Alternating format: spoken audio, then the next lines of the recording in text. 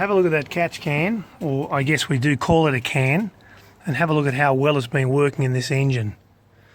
This is an older Nissan TD42, it's got an EGR system on it, but the inlet is still completely full of oil, and that oil of course is allowing all the carbon and crap to sort of build up. We've got a bit of pipe over there, I'll just get one of the boys to grab it. But really in the end, these sorts of catch cans where they're just going in and out are really just that. They don't even have any proper filter, and they have no ability to actually stop rubbish. And if we have a look at this inside here, let's get out here into a bit of sun.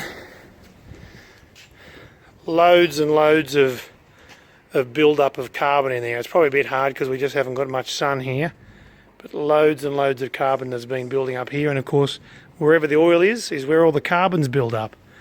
So instead of going for a crappy catch can, you've got to remember we're looking for an oil separator, a system that filters out the oily fumes and just leaves fairly dry air going in. So when your EGR does work, you don't end up all that oil and carbon sticking together.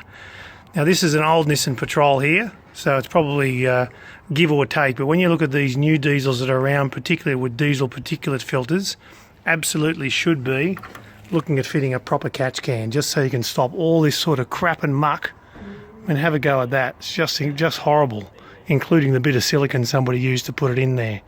So yep, next time you need some information on catch cans, watch some of our good posts here on YouTube and Facebook at berrimadiesel.com. You'll find, of course, our e-shop, and we do have the proper Provent catch cans on there.